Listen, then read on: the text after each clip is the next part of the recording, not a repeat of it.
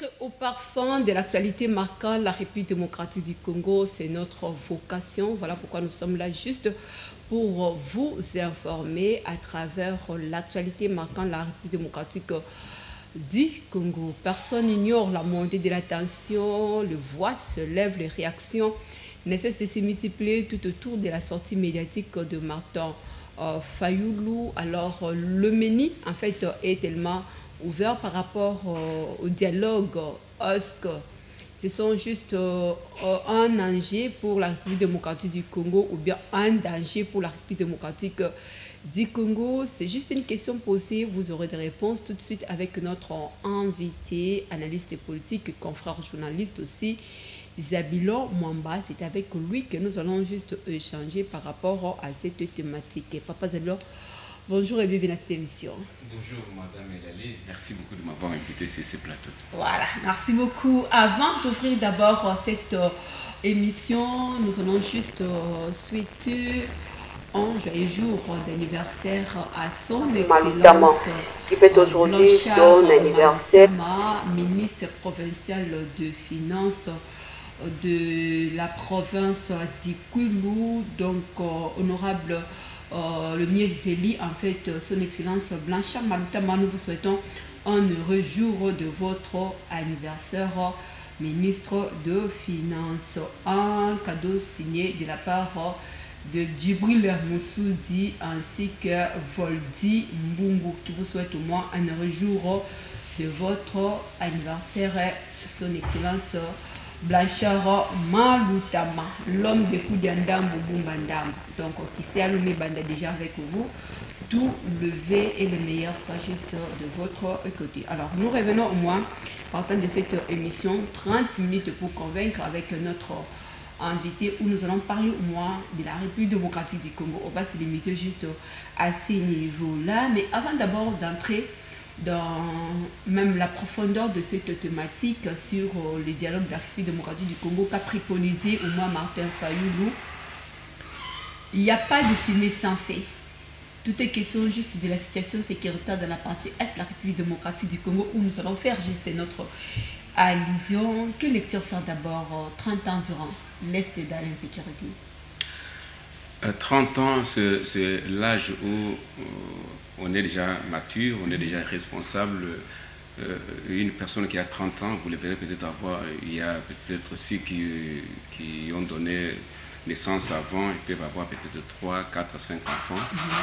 Mais à l'âge de 30 ans, on sait que la personne a terminé l'université, il est maintenant dans le travail comme quelqu'un qui exerce maintenant, qui travaille pour le bien de la société et pour sa propre famille. Et 30 ans de guerre, c'est trop, c'est de trop. Peut-être nous restons le seul pays au monde dont la guerre a pu durer plus de 2 décennies. Personne sur la terre, des hommes peut souhaiter voir son pays être déchiré. Presque une génération qui souffre. 30 ans déjà, c'est l'âge de la maturité, comme vous l'avez évoqué. 30 ans, c'est beaucoup de voir au moins l'insécurité de la partie Est de la République démocratique du Congo qui est devenue comme étant un goût de chaque jour. Et alors, on a vécu à un certain moment avec les consultations, des concertations, des dialogues. Mais qu'est-ce que ça produit comme étant résultat avant même de toucher la sortie médiatique du président Martin Fayoulou?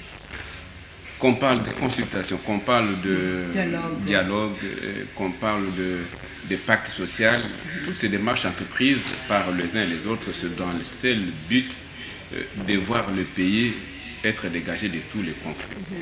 Vous savez, peut-être nous qui sommes de l'autre côté, peut-être on ne sent pas, on ne vit pas au quotidien les souffrances de ceux qui sont à l'est du pays. Imaginez-vous, en 30 ans, il y a de ceux-là qui n'ont jamais retourné dans leur village. 30 ans chassés par force. Ils sont là en train d'errer, en train de faire peut-être certains travaux qui ne sont pas dans leur peau, ou dans leur peut-être formation académique. Dans tout ce qu'on peut faire, si on aime le pays, on doit toujours voir quelle voie de sortie, quelle voie nous pouvons nous engager pour soulager nos frères qui souffrent il y a plus de 20 ans. Moi, je pense que si les politiques peuvent voir que ce qu'ils sont, c'est à cause du peuple, ils ne peuvent pas s'en passer pour leurs propres intérêts. Ils doivent conjuguer ensemble avec le reste de la société civile pour trouver des solutions à ces problèmes. En attendant, Papi Kelly Bobo juste va se préparer pour nous balancer au moins la sortie, quelques extraits au moins de la sortie médiatique de Martin Fayoulou. Moi, je vais quand même de votre côté, on ne va pas citer les noms en fait, on va faire juste l'analyse.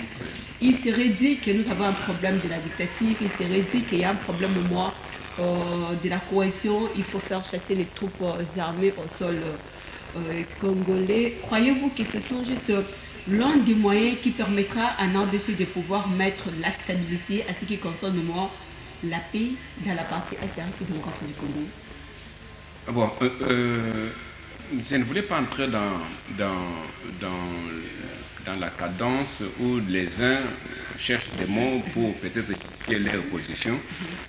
Mais ce qui est vrai, que ce soit le passé, que ce soit le actuel, ils sont censés tous cette solution peut passer par les mêmes, soit par d'autres personnes qui ont des influences sur les pays ou les gens qui agressent, qui causent qui instabilise l'est de la RDC. Alors s'il faut, en fait, je souhaiterais qu'on essaie un peu d'établir aussi les bilans comme vous l'avez dressé. D'une part, au moins, ce sont juste la responsabilité qui comble au moins les Congolais et même. De l'autre côté, on voit aussi le pays agressé. Voilà, agressé comme étant nos voisins. Nous avons aussi les pays voisins, ainsi de suite, la communauté internationale.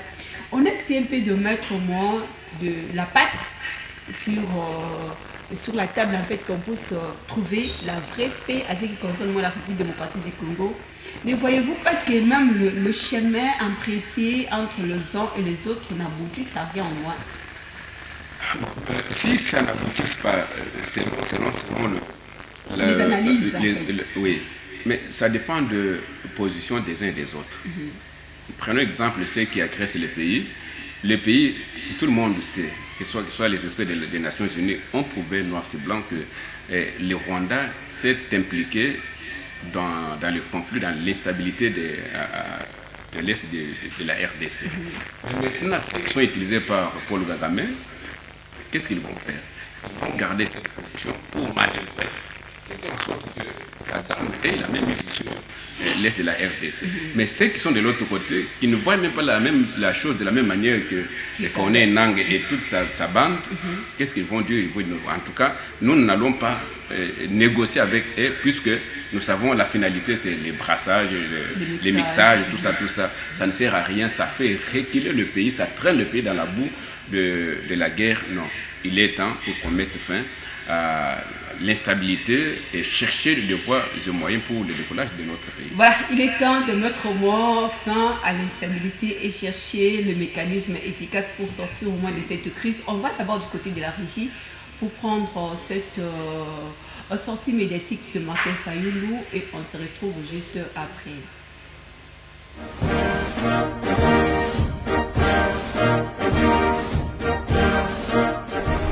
Congolaises, Congolais, très chers compatriotes, l'heure est grave, elle est très grave. Nous vivons sans doute les heures les plus sombres de notre histoire.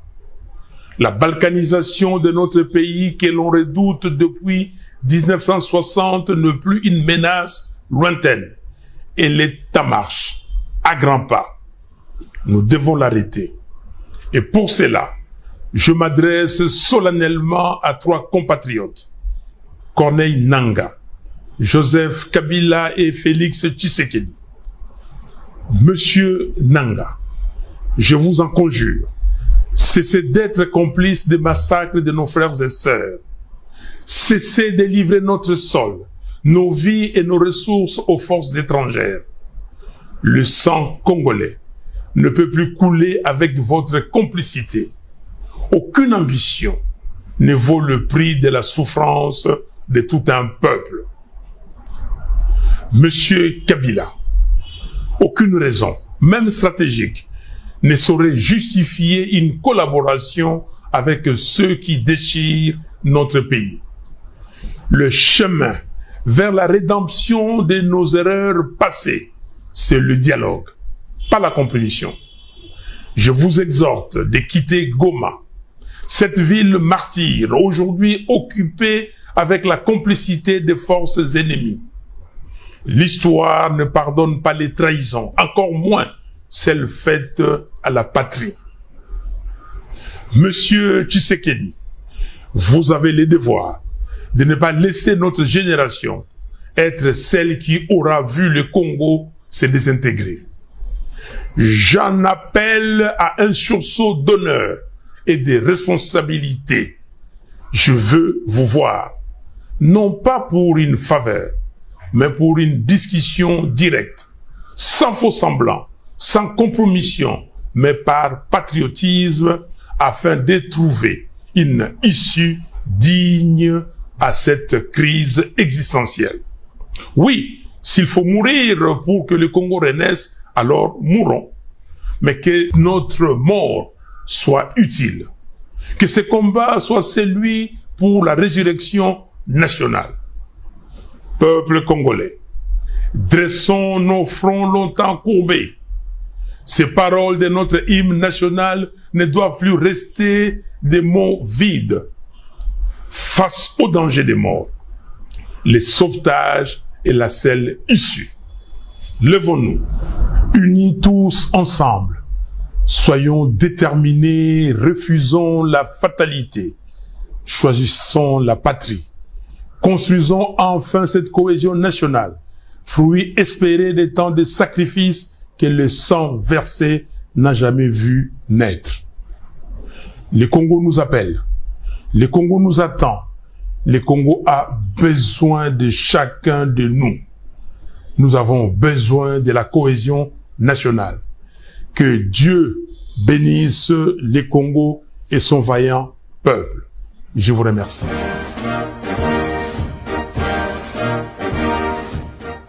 Merci beaucoup, Papi Kelly Bobois. L'heure a fait sonner, voilà. La vérité des urnes, en fait, pour le dire ainsi. Est-ce que peut-on dire que la messe est dite de votre côté? Vous savez, ça fait la joie et ça fait en même temps l'inquiétude. Ça inquiète les gens. Vous savez, c'est peut-être pour la première fois qu'on puisse voir Martin Fayulu sur ces terrains ici. On sait qu'à chaque sortie médiatique, il fait que critiquer comme opposant le régime. Mais j'ai aimé sa façon d'aborder la chose. Il a commencé par appeler la conscience des uns par l'actualité, l'ère actuelle dont le pays traverse. L'heure est grave. Et cela veut dire chacun de nous, quels que soient ses avantages, quelle que soit sa position politique, quelle que soit sa position religieuse, nous n'avons qu'une seule patrie. Nous n'avons qu'une seule nation. Que nous n'avons qu'un seul pays, le Grand Congo, que nous devons nous lever tous pour défendre. Mais il n'est pas passé par les dos de la cuillère, il a cité les concernés. Parce que dans tout ça, il n'y a que ces trois personnes. C'est juste un message d'interpellation, d'accusation, de critique. Non. Comment jugez-vous au moins moi, j'apprécie sa façon. Pourquoi il a cité les trois? Il y a beaucoup d'acteurs politiques qu'il pouvait citer dans cette affaire. Si vous voyez aujourd'hui, Nanga, il n'est pas seul. Il a plusieurs Congolais, par exemple, Franck Dion. Pourquoi Martin Fayulu n'a pas cité Franck Dion? Il s'est dit, c'est ça ma lecture, il s'est dit Franck Dion n'est pas trop influent par rapport à Nanga et par rapport à Joseph Kabila, l'ancien président de la République. Kabila est à l'est du pays, précisément à Goma. Mais il lance un message à Joseph Kabila pour lui dire ce n'est pas le moment opportun pour vous de vous retrouver dans ces côtés-là. Vous voyez, le pays est agressé, or, pour le moment, les Bukavu, les Goma est considéré comme le parti qui est occupé, sous occupation de la force étrangère. Mais comment vous allez coaliser avec ces gens-là? C'est une trahison. Et surtout que vous êtes ancien président, vous avez combattu les mêmes forces négatives en face de vous, et aujourd'hui vous coalisez avec ces gens-là. Deuxième personne, c'est le président de la République. Il dit, c'est maintenant, il faut faire les sursauts d'honneur. Pourquoi? Puisque vous savez, dans de tels moments, il y a toujours des conseillers, des gens qui sont entourés du chef de l'État, peut-être qui lui disent, non, voilà, vous ne pouvez pas faire ça, vous ne pouvez pas faire ça. Mais dans tout ça, peut-être, il pouvait se dire, non, voilà, j'accepte, m'être tendu à telle, peut-être à toutes les propositions dans les soucis de retrouver la paix. Et là, il a dit, vous avez un rôle à jouer en tant que président de la République. On a assisté et participé à des consultations. Surtout, il n'y a pas longtemps, il n'y a pas même un mois qu'on venait juste d'assister à une consultation. Martin Fayulu n'a pas pris part. Il y a, il y a 6 ans passés aussi. Oui, et il n'a jamais pris part. Mais cette fois-ci, c'est ça où se pose aussi la question de... Non, écoutez. Martin Fayulu, moi j'ai fait la lecture. Martin Fayulu, si il a sollicité de rencontrer le chef de l'État, ce n'est pas dans l'idée de retourner ou bien de faire une marche en arrière pour se rejoindre à ce qui a été initié récemment. Martin Fayulu, par rapport à ceux qui connaissent Martin Fayulu, il ne peut pas envisager la primature. Non. Si les gens pensent que Martin Fayulu, il cherche à rencontrer le Félix Tshisekedi, peut-être c'est pour la formation du gouvernement d'union nationale. Non. Martin Fayulu envisage toujours diriger ce pays et ne pas avoir un poste ministériel ou bien occuper la primature. Non. Vous voyez. Et s'il cherche à avoir ça, vous savez, Kabila a dirigé ce pays. Imaginez-vous que si Kabila avec Nanga, il décide un jour, il dit, non, voilà, entre-temps, Bukavu, Nord Kivu et Sud Kivu doit être peut-être annexé ou bien déclaré un État indépendant. C'est la balkanisation. Mais maintenant, Martin Fayulu l'a évoqué, c'est là au moins lors de sa sortie médiatique en disant que cette balkanisation n'a pas commencé juste aujourd'hui, c'est une menace qui date de très longtemps. Oui. Craignez-vous que cela soit juste mis en pratique au moins aujourd'hui? Mais c'est ça la crainte. Et Martin Fayulu, c'est un homme avéré, un politicien, il a tout, et il a toutes les informations, il est aussi informé à tout moment. Et même ceux qui sont dans des partis occupés, est-ce qu'ils ne communiquent pas avec les autres? Ils communiquent. Mais voyant tout ça, demain, s'il ne dit pas, et demain, après, il va se présenter et pour être président de la République, on va lui dire, mais quand le pays a été balkanisé, qu'est-ce que vous avez dit? Qu'est-ce que vous avez fait? Mais comme il envisage, il veut se distinguer des autres, il garde maintenant le poids de l'opposition. Vous voyez, il s'est désolidarisé. Ça ne fait pas longtemps, il avait signé le communiqué ensemble avec PPRD et les autres. Et maintenant, il est la cible maintenant du PPRD et les autres, les taxant comme celui qui les a trahis.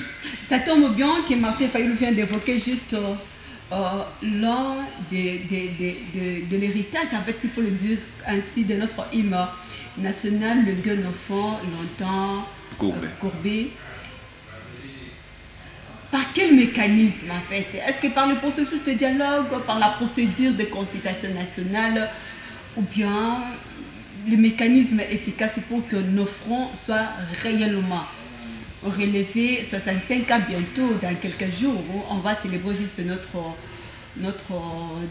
jour de l'indépendance. Oui, vous savez, peut-être la faiblesse du peuple congolais, c'est l'amour, l'hospitalité. C'est un peuple qui est connu, un peuple hospitalier. Mais cela ne dit pas que d'être un peuple hospitalier, c'est un peuple péré ou un peuple qui est perdu d'avance. Non. Non. Et maintenant, ce que Martin Fayulu est en train de faire, c'est démotiver la population et surtout la jeunesse congolaise. Quand un peuple s'élève, c'est fini. Il n'y a aucune arme qui peut faire face devant la population. Il y a certaines personnes qui nécessitent souvent de réagir que apparemment l'opposition n'a plus de place en République démocratique du Congo. Croyez-vous que c'est la République de la démocratie complètement? Moi, je ne suis pas d'accord avec eux. Et quoique la procédure peut être entamée par l'opposition, n'aide pas le régime ou bien le gouvernement de faire un travail. Ailleurs, quand on prend le régime le gouvernement contre-pied par rapport à son programme, il établit le programme, il donne des grandes lignes. Voilà ce que nous allons faire pendant 5 ans ou bien pendant un quinquennat. Mais l'opposition maintenant veille sur ce que le gouvernement a pu publier. Si vous n'arrivez pas à réaliser ce que vous avez publié, on vous prend. Et on attend aux élections. Regardez ce gouvernement. N'aspire pas de confiance. Il vous a menti. Voilà, il avait dit ça, il n'a pas réalisé. Donnez-nous vos voix, nous allons faire autre chose.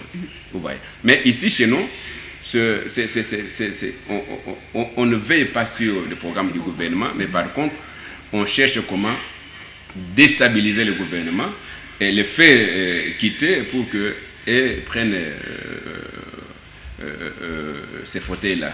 Je vais juste me référer par rapport à leur engagement. Ce sont juste les 3 personnalités qui s'est dit du moins prêts par rapport à sauver la République démocratique du Congo et surtout à restaurer la stabilité à ce qui concerne au moins l'insécurité dans la partie de la République démocratique du Congo. Le président Félix s'est dit toujours prêt, s'il faut donner sa main à couper, il est prêt au moins à donner sa main à couper pourvu que l'Est soit juste stable. Martin Fayoulou évoque la même situation mais sous une autre forme. En fait, il dit s'il faut mourir, mourons en fait, mais pourvu que la RDC soit stable. De l'autre côté, l'ancien aussi dit la même chose. Faut-il rester dans le discours ou bien faut-il faire en sorte que les discours soient pratiques pour que la réalité change aussi sur le terrain? Discours, réalité change sur le terrain. Ces discours ne sont pas accompagnés par la même force. Vous ne pouvez pas prendre le discours de Martin Fayoulou, l'égaler, le peser sur la même balance avec Félix Tshisekedi. Non, Félix Tshisekedi, il est président. Il a tous les moyens possibles. Il a l'armée et il a les finances. Il peut se dire, non, voilà, si je vais m'engager pour trouver la solution à l'est du pays, voilà les démarches entreprises. Je vais engager ça, je vais engager ça. Martin Fayoulou, pour le moment, c'est le discours et la sensibilisation et la mobilisation du peuple. Tandis que l'ancien président, s'il a le même discours, c'est considéré comme dans le passé. Tu as géré ce que tu allais faire, tu devrais le faire pendant que tu gérais. Et tu ne peux pas maintenant venir avec un bon discours pour dire aux gens, voilà, non. Les gens vous jugent par le fait, par votre passé, pendant que vous dirigez, voilà ce que vous avez pu faire pendant votre règne. Mais si pendant votre règne, vous n'avez pas pu faire ce que vous dites aujourd'hui, ça n'a pas sa place. Sortie médiatique où coule l'encre et les salives, en fait, partant de cette annonce de Martin Fayoulou Omeni, comme on l'avait dit juste au début de cette émission, c'est juste les dialogues. Croyez-vous que ce sont juste des dangers ou bien les dangers pour la République démocratique du Congo, vu l'ère actuelle? Le pacte social initié par les évêques catholiques et SCC, ce sont des démarches louables. Mais peut-être les gens s'inquiètent par rapport à leurs démarches. Ils sont passés par au Rwanda. Et l'un d'eux qui était dans la délégation a dévoilé aussi le secret. Nous avons été financés par le Rwanda. D'abord, ça discrédite cette équipe-là. L'initiative est bonne.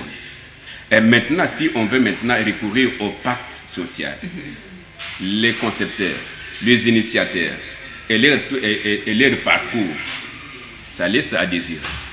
Et aujourd'hui, on est obligé que les Congolais se parlent. Se parlent pour éviter la balkanisation. Si on s'est dit non, ça ne sert à rien. C'est parler avec qui? Parce que l'ancien président a parlé aussi sur la réconciliation des Congolais entre eux. Et il a évoqué aussi les problèmes de la cohésion nationale. Oui. Martin Fayoulou revient aussi avec le même discours, cohésion ainsi que réconciliation. Oui. Maintenant, le président, en fait, le président Félix va-t-il accepter de pouvoir au moins discuter, échanger avec Corneille Nangaa parce qu'il n'a jamais accepté que de se mettre autour d'une table pour traiter tout ce qui est dossier de la Madame Elalu, je ne suis pas politique, mais en tant que journaliste, la politique est dynamique. Prenez Félix Tshisekedi. Il a plusieurs fois déclaré « Jamais, jamais je négocierai avec le M23 ». Mais l'évolution de la guerre sur le terrain a poussé Félix Tshisekedi de faire un recul pour dire, nous voilà, il a accepté de négocier avec les rebelles auprès de qui il avait juré qu'il ne va pas négocier avec. C'est-à-dire la politique est dynamique, tout peut changer, tout peut être modifié à tout moment, selon les circonstances et selon aussi la situation. Les enjeux de les rencontres de tête en fait, c'est vraiment un événement où les Congolais, c'est pour la première fois, ce sera vraiment une histoire qui sera... D'ailleurs, peut-être c'est par là que je peux terminer. Vous savez, quand Martin Fayulu a fait cette sortie médiatique, ça a été... c'était diffusé, mais accepté directement avec une réaction de la présidente de la République. C'est pour dire qu'au courant de si pas cette semaine, la semaine prochaine, Martin Fayulu sera reçu par le chef de l'État. On ne sait pas qu'est-ce qu'il va proposer au chef de l'État pour bloquer, pour empêcher toutes ces manœuvres-là de balkanisation. C'est déjà un très bon départ pour la République démocratique du Congo. Mais pourquoi pas? Puisque c'est lui qui a plusieurs fois s'est déclaré président de la République, le président élu, et qui n'a jamais accepté l'élection de Félix Tshisekedi, accepte malgré tout de lui voir en tant que président et négocier avec lui. C'est déjà un bon départ pour le pays. Si les militants qui se trahissaient, se donnaient de la mort, et que leur leader parviennent à se mettre d'accord, mais pourquoi pas les restes, ils doivent suivre leur leader pour que le pays soit uni et qu'on retrouve la cohésion nationale. Nous vous disons merci de pouvoir partager le plateau de 30 minutes pour convaincre et surtout donner la lumière au moins à nos fidèles téléspectateurs. Le plaisir est partagé. Merci beaucoup. En tout cas, ça n'est fini pour cette soirée. C'était l'honneur pour nous d'être avec l'analyste politique, journaliste, cher confrère aussi, Zablon Mwamba, sur ces plateaux où nous avons échangé par rapport à la sortie médiatique de Martin Fayulu, ainsi que donner aussi les enjeux par rapport à l'actualité, surtout à la montée de la tension, vu la situation sécuritaire dans la partie est de la République démocratique du Congo. Suivez la diffusion de cette émission le dimanche à 15h05. Bonne suite de programme sur nos antennes. Au revoir.